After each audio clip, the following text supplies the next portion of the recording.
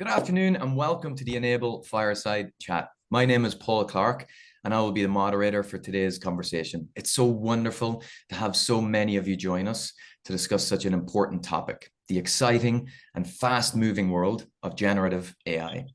So we're going to break today's discussion into three segments, folks. Firstly, we want to focus on making this technology real for enterprise.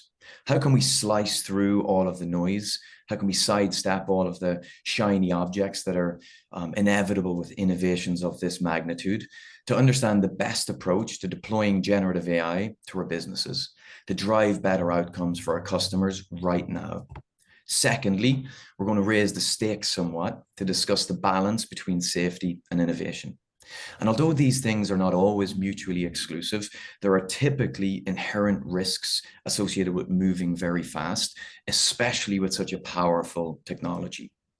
We want to better understand these impacts and potential risks to discuss how we as a society should be thinking about mitigating these risks as we forge a path forward. And then lastly, we've seeded some questions from all of you in advance of this call, and we aim to get through as many of these questions as we possibly can toward the end of the conversation. So a jam-packed agenda that we're all really excited to dive into.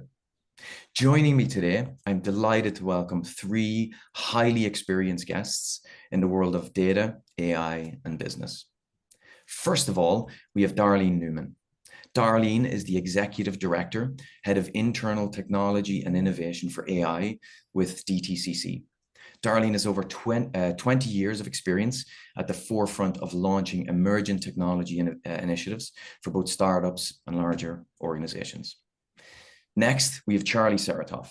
Charlie has worked in product management for over 15 years at companies such as Forbes, JP Morgan Chase, Capital One.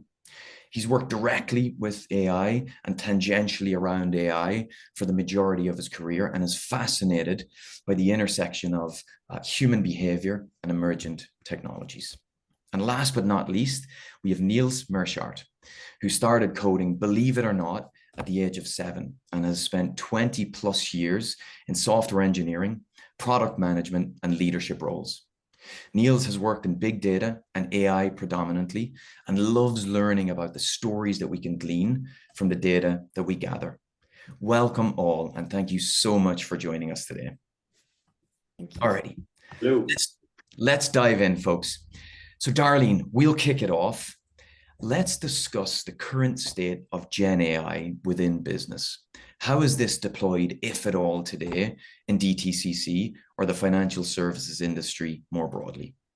So I want to level set for a moment. The level of adoption of generative AI has been varied by industry, right? So those that are highly regulated, like my own, are taking a more calculated approach versus those that might be jumping in headfirst.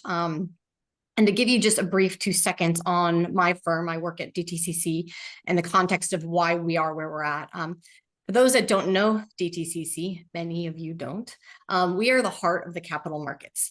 We're a SIFMU, which means strategically important financial market utility. Basically, we're heavily regulated. We clear, or in more basic terms, we guarantee over 2.5 quadrillion transactions every year in securities. So the security and resiliency of our platforms and services is paramount. So with that in mind, you know, ChatGPT is a year and a week old. I think it launched last Thursday, a year ago. In the startup world and in any emerging tech world, it's a toddler, right? It's still a child. In many ways, could be in beta. So for organizations like myself to quickly adopt something like that, it's difficult right now. I also think that it's an emerging tech and the true value has yet to come to fruition, right? It's great that it can summarize and it can give bullet points, but to answer the question of what we're doing now and what's in play, for most companies in a regulated industry, if they're smart, they're not jumping in head first. They're doing these 4 things. They're putting their policies and governance in play. Right? Only 21% of firms right now have policies around generative AI or AI in general, right? You look at Samsung, which in March had to shut down ChatGPT for putting in proprietary and top secret code into ChatGPT. Even Microsoft had to kind of temporarily restrict it in September for putting 38, what was it, terabytes of personal data out there through an R&D effort. So data leakage is a serious issue within the firm. So just opening it up and letting people play, it's great, but that's a risk. The second one is understanding the landscape. April had 1,000 generative AI tools launch. I mean, nobody can keep up with it. If anybody's leading AI, you're getting whiplash right now. So you're trying to understand the landscape and how it will play within the firm versus just popping products in and saying, hey, we're moving forward. The other one is identifying the use cases and putting a strategy, right? Our firm spent a lot of time going out there and saying, how would this play within our firm? How does it play within AI in general? And what's our strategy, right? How are we going to go forward, right? So I think it's very important to, obviously you want to move quickly with technology that's emerging, but you also want to go, okay, this could be disruptive and transformational. And the fourth one is piloting. And I think that's where most of the firms are right now. We're playing things with pair programming. We're looking at legacy code modernization. We're looking at how can a generative AI really look at us from data cleansing, normalization, and tagging. Not sexy, but things that are actually going to make a huge difference in our organization versus I've got an assistant. Fantastic. Yeah, really interesting as well, Darlene, to differentiate between highly regulated and non-regulated or not so much regulated, which is really going to drive, I think, the speed of innovation depending on industry. So that's fantastic, Darlene. I love how you've broken that out. Moving into 2024, what do you think is front of mind then, specifically around, let's say, the use cases, strategies, and those spikes or those kind of prototypes that you're putting together for your leaders in DTCC? Do you have specific use cases in mind around how you could apply this and the value that it could drive? Yeah, so for us, obviously, we're right now piloting a lot of our primary use cases. So execution next year will be big, right? And really like executing on our strategy in general, right? I think that there's going to be a bit of a cooling. I'm kind of hoping there is on generative AI as in ChatGPT, right? So that we can look at, because the best value you're going to get out of large language models will not be necessarily just the ChatGPT. It's going to be a large language model on your data. Most data isn't ready in an organization. So for us, it's, yes, we're looking at some of these tools. Pair programming obviously is a big one. I think IT departments are going to change entirely by use of these tools. And just how programmers, developers, QA, how it all works. But we're using AI and machine learning to really help us with our data and getting it ready so that we can put large language models on top of it, do intelligent investigation. So a lot of next year, we'll be looking at the high value generative AI tools that will be useful for our firm beyond your AI assistant. And then how do we get our data? How do we use AI and ML to get our data ready to be able to do more with it? And I think that's really our focus for next year, right? Yeah, fantastic. And I think it's not always known, or at least kind of front and center, that in order to kind of build out these kind of generative AI models, your data has to be clean and ready and consumable. So I love that you've touched on that. In addition to touching on, the need to temper some of this, Darlene, which isn't always kind of done today, especially as we're moving so fast in this exciting new world, which is a good segue, Niels, to maybe touching on some of the biggest challenges or obstacles we may have today, given all of the speed and innovation that we've seen. What are your thoughts, Niels, on the biggest blockers, challenges, obstacles that may exist in market? I mean, I think that that Darlene hit on a little bit of it, which is, if I would make a distinction between internal consumption and then external generation of stuff. So think of generating content, I would say, is more of an external view versus things that I'm using in an internal sort of situation. If we think of ChatGPT in general, effectively it's a search engine that has crawled the entire web and is effectively synthesizing documents as the search results. So think of Google 2.0 in a sense.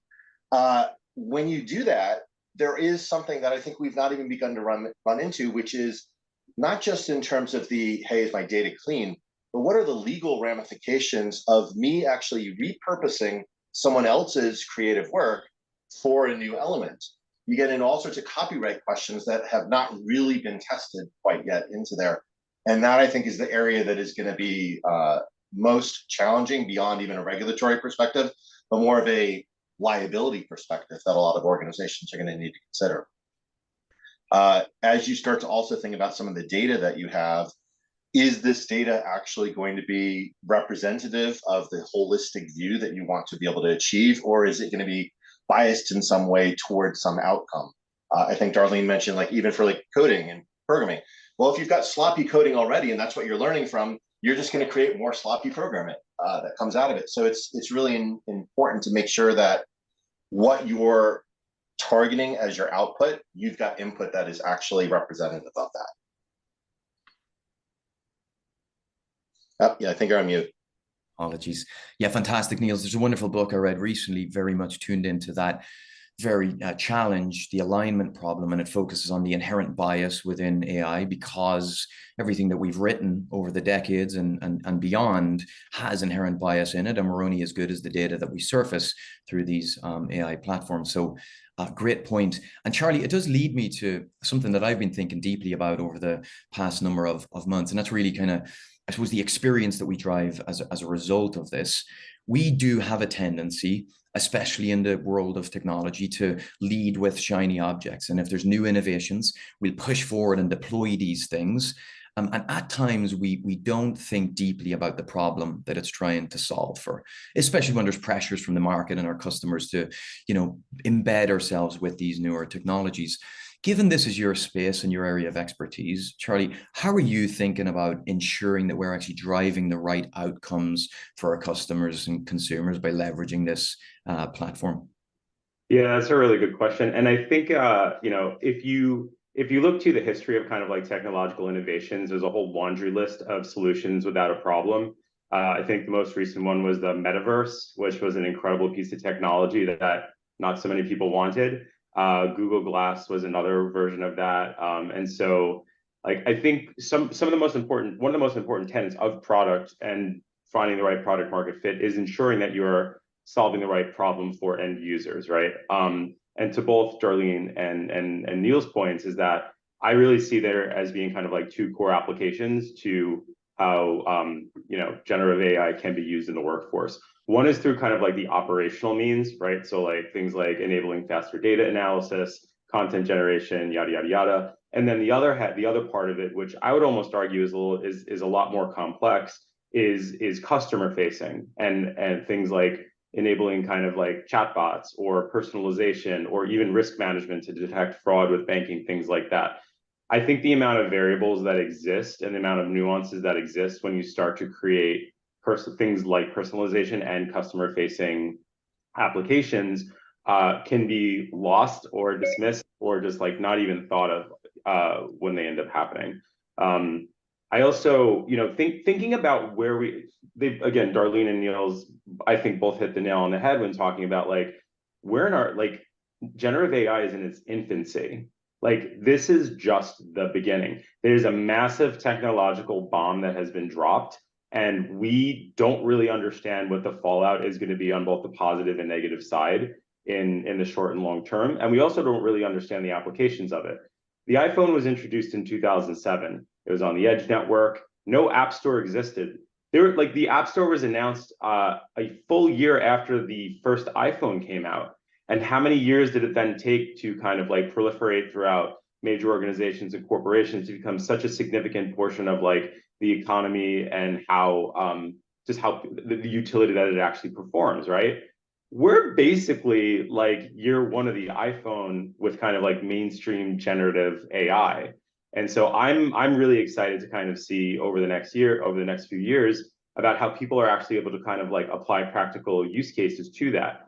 My own personal philosophy on, with my team and like how I think about it is I'm trying to push my teams to really like think about how can you use AI in kind of just like everyday mundane tasks, writing requirements for a product, thinking about corner cases for this, that, or the other thing. I think that the more that people can kind of like understand how AI works and what can actually accomplish can help them apply those principles to kind of much more complex customer facing solutions in the future.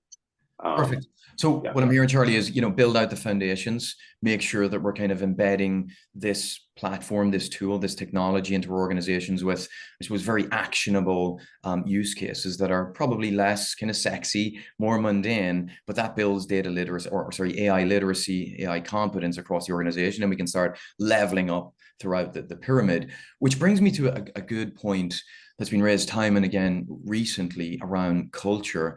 And Darlene, I'll put this one to you if you don't mind. So do you get the sense within DTCC or otherwise across industry that there is a cultural change needed within organizations in order to fully embrace this technology in the immediacy? Or do you think it's more, well, let's the technology in, we'll embrace it over time eventually and start seeing results from that?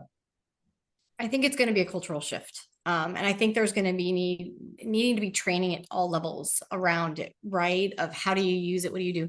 I think for the financial services, the cultural shift is going to be really, the biggest challenge will be on the risk side, right? Of what's determined to be a model, non-model, black box, not black box, right? Are we going to have to be a little bit more lenient on like, yeah, you know what, everything's going to have AI in it at some point. And I look at AI, it goes through a bit of a spectrum. I mean, I remember when NLP was considered AI, now NLP is just standard, right? You go into your Outlook and it predicts what you should be typing back in, right? We got used to that being not really AI. So I think it will be a cultural shift with the need to train. Oh, fantastic. Okie dokie. And I'm going to close this section, folks. This has been super enlightening. But what I'm hearing is that there's a lot of excitement, but we're also looking to temper it to some extent, given the nascent nature of this technology. And this is to the group. Are there any use cases out there today that are deployable or deployed that have just given you the wow factor, that have really surprised, went above and beyond in industry that we can take some lessons from? I spent a lot of time trying to hunt down a presentation AI software to help me with the mundane tasks of creating terrible PowerPoints. And I found this thing called gamma.app, which in my opinion is like one of the best out there in terms of putting ideas and actually spitting out like a really well-informed presentation that you can then customize in PowerPoint or Google Slides or things like that. And again, that's like, if me and my team can save like 15 hours a week working on decks, that's 15 hours a week that can then be used to like think about higher value strategy or products or like initiatives that we're working on. So yeah, highly recommend checking it out. Awesome. Thank you, Charlie. Anything else, folks, come to mind? It wouldn't be in use for financial services, but I'm thoroughly impressed by, and I can't think of if it's Midjourney or which one, but or Adobe, like you circle the image and it makes it a video. I mean, I've got so many times where we're working on new technologies or we're wanting to productize them. I'm like, I want a video of this, right? How nice it is just to make that collateral much easier. Some of the use cases I'm working on, not as sexy. I'm like, that's pretty impressive. I think it's the visually impressive is the key thing that everyone jumps at. So I think Darlene hit a really good point before, which is more mundane, and I think Charlie hit on this a little bit. Almost like repetitive process automation. Like that's not super exciting, but it's the stuff that will actually move a lot of productivity in the world. So it actually has the most impact. But is it, oh my God, wow, look, this is amazing and super cool? No, people want to see like, oh, I generated myself looking like I'm Ronald Reagan talking about something. That's super cool, right? So I think that's the real key difference is I worry about us getting too much into the ooh shiny aspect versus the practical thing that's actually going to make the needle move. Yep. Yeah, in some ways, I look at it as the 80-20 rule, where 80% of all the progress is going to come from the stuff that's probably not as sexy. It's under the hood, and the stuff that you mentioned, right, where you can turn yourself into Ronald Reagan. It's cool. It's a wow factor. It opens it up to the world where it's not as esoteric and difficult to understand. But will it generate the value maybe that the unsexy stuff does? Probably not in the immediacy. No. Fantastic stuff. Folks, we're going to pivot the conversation slightly to I would say a deeper level of content, and that's really around innovation, safety, and maybe kind of the balance that we need to find between both, especially as we're in this early stage of adoption with generative AI. And Niels, if you're okay with it, I'll start with you on this one. I think a good use case of this, certainly from what we've heard, whisperings in the press and otherwise, is the situation at OpenAI over the past number of weeks. What did you take from that situation, Niels, and how can we think about that situation at a more macro level and how it may impact the trajectory of generative AI overall? I mean, I think that the real challenge there is people equate generative AI with ChatGPT today. Sure. And so there is probably a outsized bias towards evaluating what's happening internally in that organization to the overall generative AI and AI industry as a whole. So I think it was sort of a little bit of over press in some ways. I mean, would we talk about this if it was any other organization and hey, their CEO got ousted? Probably not that dramatically. So I think there's a little bit of the brand recognition that they have. I think Microsoft also having a significant, effectively investment there brings this into the equation where there's getting a lot of press. Ultimately, I mean, as people have probably heard, it has switched back, and who knows what it'll be next week. It may change again. So I think it's continuing to evolve. But I would probably not focus on it as the larger AI sort of concern, but more of the internal within them. Gotcha. Understood. And if we think then, Niels, taking a step back and kind of almost, moving away from OpenAI as kind of the use case study, there is in industry or even in the broader society today that question around, moving fast and breaking things, the old adage from Silicon Valley, and, on the other side of the spectrum, regulating, right? Going slower, making sure we do this the right way so that we're proactive in addressing some of these concerns as opposed to reacting to some of these concerns. How would you think about that spectrum, Niels, overall, and where we should? I think it depends on the use case, right? So in something like financial services or medical, where it's highly regulated, there are actually people outcomes that come from it. I think we do need to be slower. If we start to think of you wouldn't really necessarily use generative AI into this sense, but if I start to think of automated driving, for example, that could have serious physical impact if there's an issue into that. So I think those type of implementations naturally need to go a little slower and be a bit more measured in what they do. But in a sense, you can have the Wild West on the stuff that is not as critical or the stuff that's not going to have as much of a societal impact. So I think the use case really depends. Yeah, I love that. So it's more contextual. I think a lot of discussion today is very binary. It's one or the other, and it's a broad stroke that we're painting across the board, whereas you're putting a more nuanced kind of take on this, very dependent on the use case. Fantastic stuff, Niels. And Charlie, just pivoting to you for a moment, is there anything then that we can learn from historical innovations that have been, of this magnitude and maybe the risk that they may have posed to whether it be society or a certain faction of society, and how we can then apply that to generative AI and the moves that are being made today in that segment?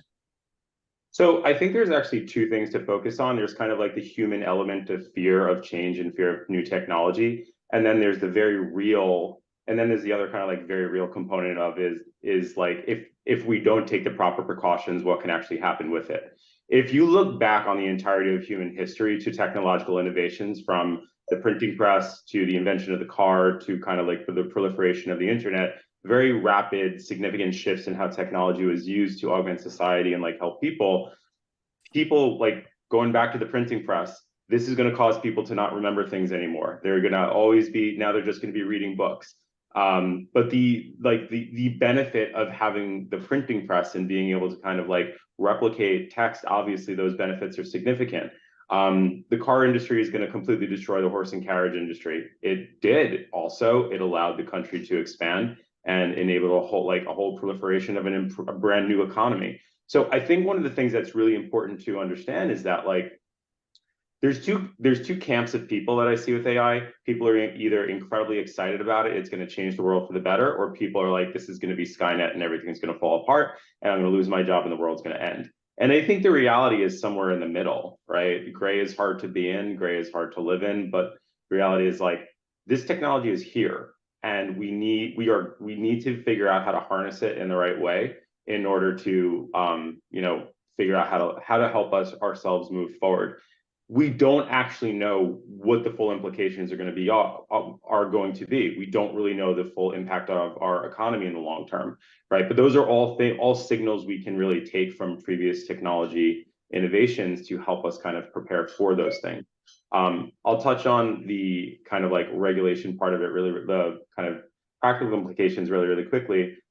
With the Industrial Revolution, when that kind of started up, there was no safety measures for anything, right? And so you had very rapid expansion of kind of like industrialization and manufacturing, which was a scary thing because it was changing how the economy operated. But the scarier thing was that there were no regulations in terms of like protecting people from how this new technology could end up like impacting workers or end consumers.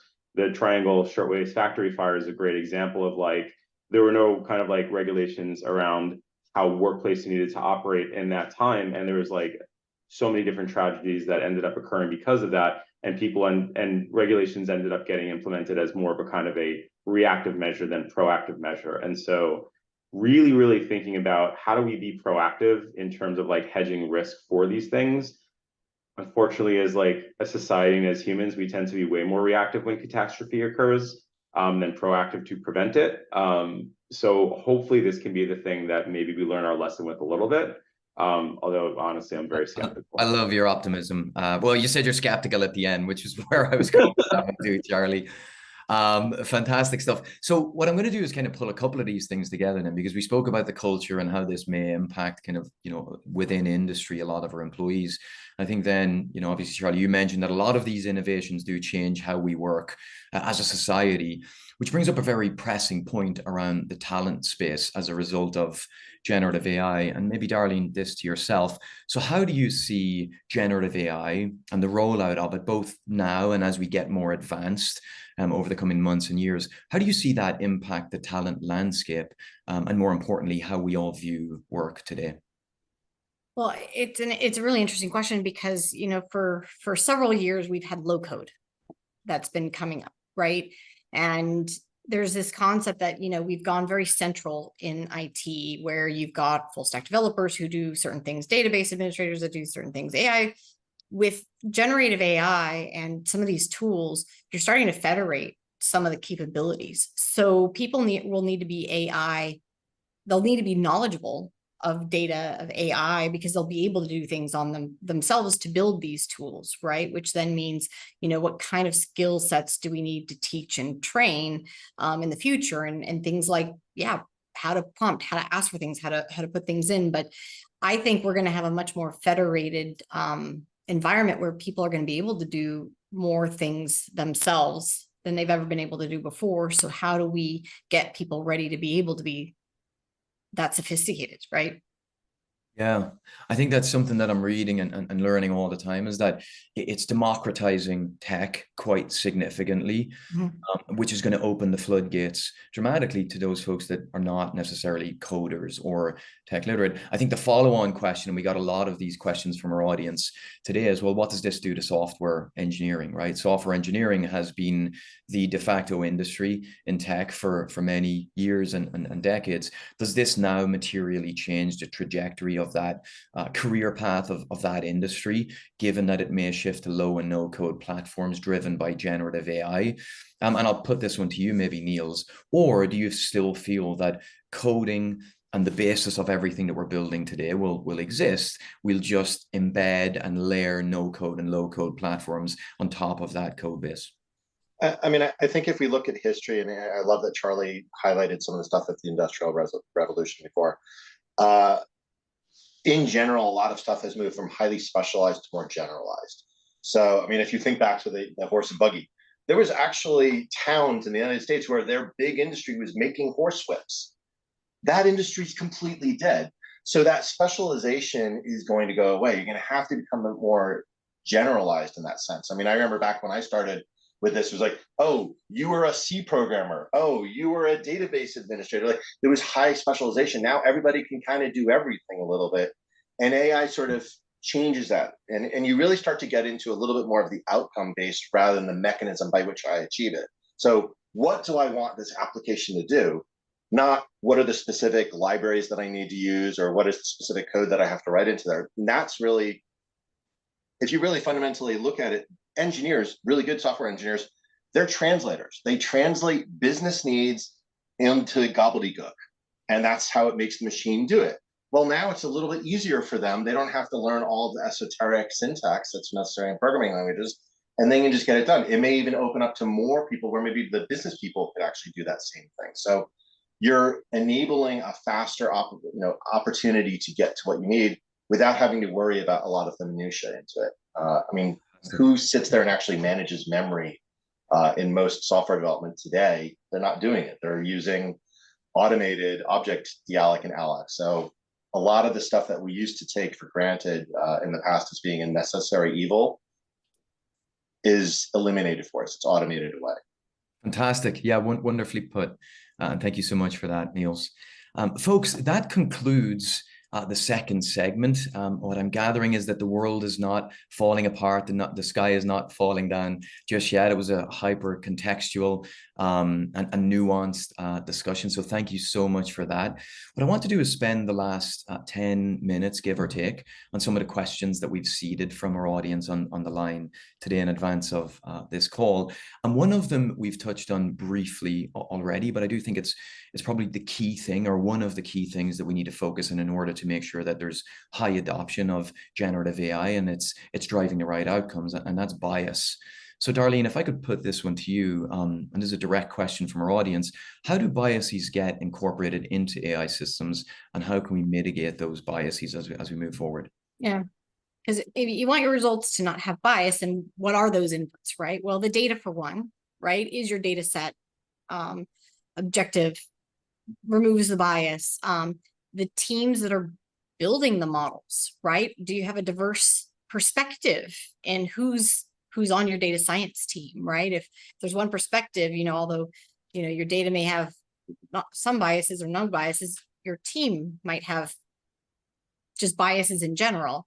Then it's like the model itself. Have you built the model itself to kind of remove any biases in general? So you got to kind of take into perspective all those inputs that go into that output that you want to remove biases, and then make sure that those are all kind of incorporated. And it needs to be incorporated in how you do your process and procedure, and like how you are doing your operations, right? One of the first things we did was look at our ethics and look at responsible AI before we even moved anywhere with it, right? That was one of the first things we drafted, is what would we want to do if we wanted to have responsible AI in the firm? Here's what we're going to do. And everything kind of follows from there. So you got to put it first, right? And make sure that you're doing things responsibly.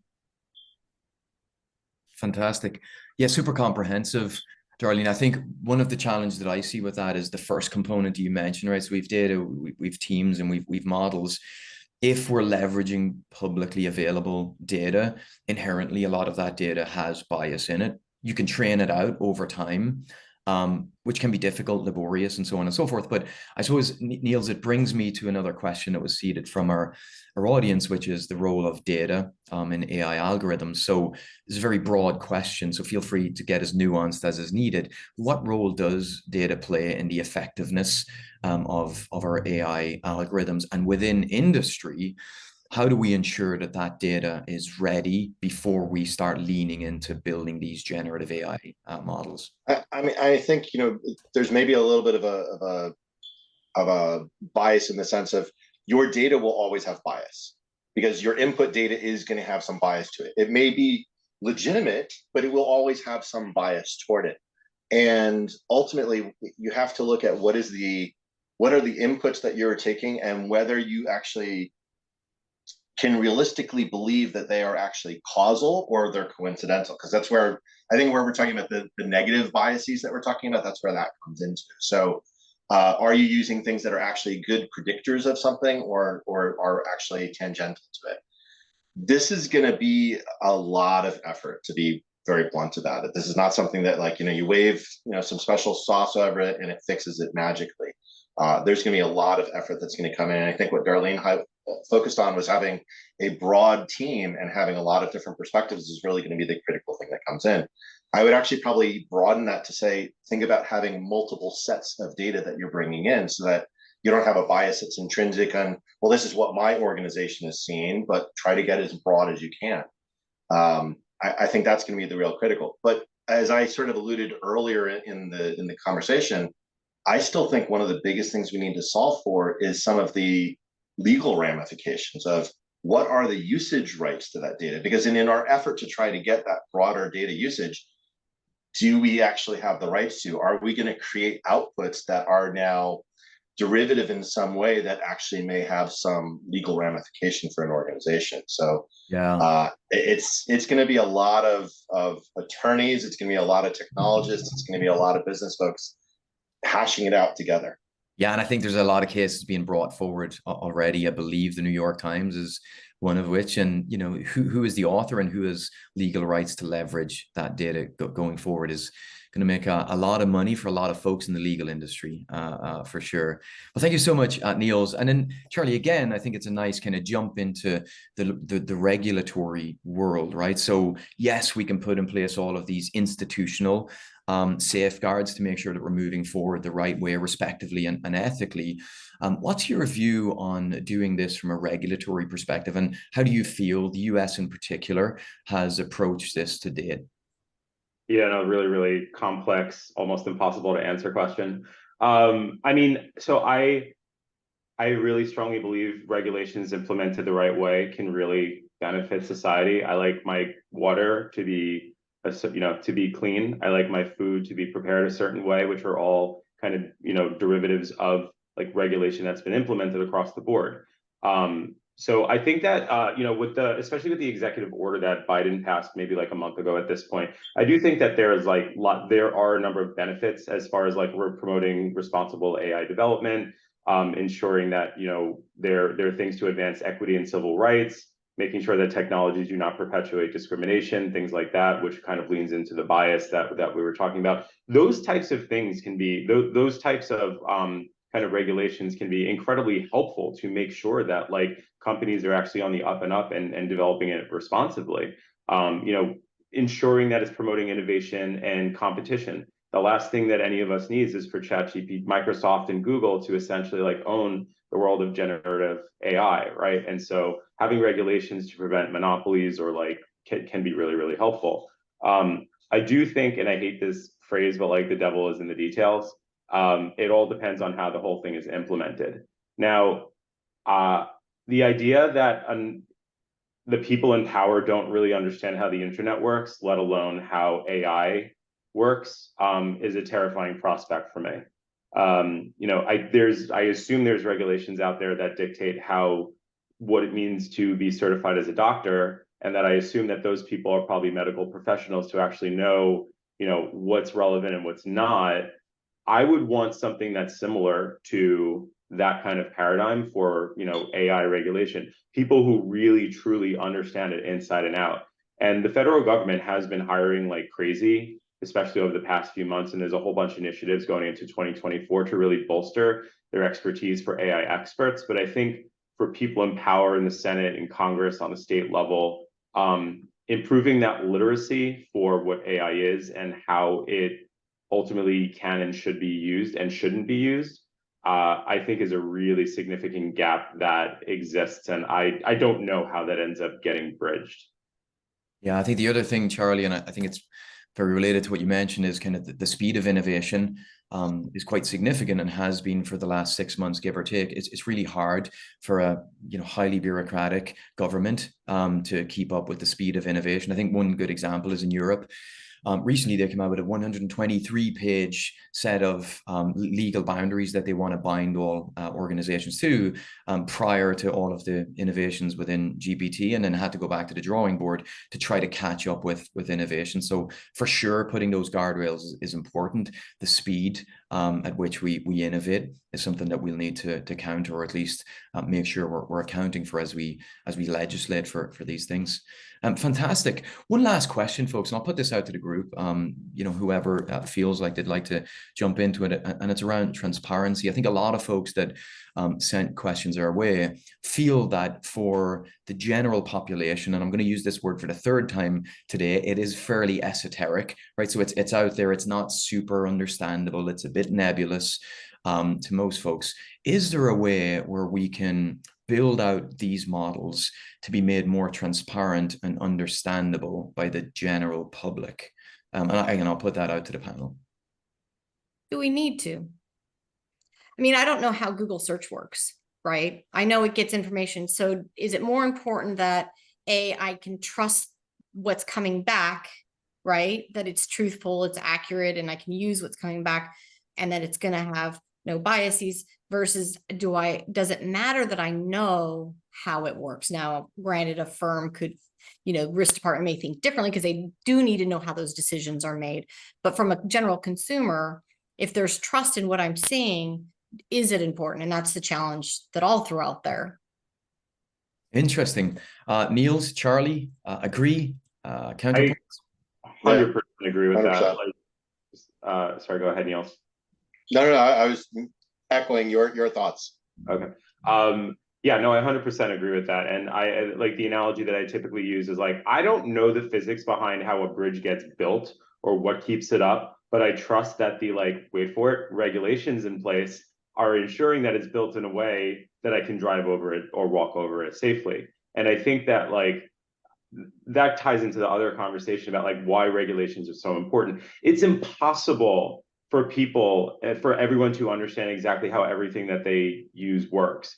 But it's incredibly important to enable trust. And I think part of the way that you do that is by having trust in the safety standards or regulations implemented the right way in order to enable that, which is unfortunately an incredibly complex, convoluted, nebulous thing to navigate. Fantastic.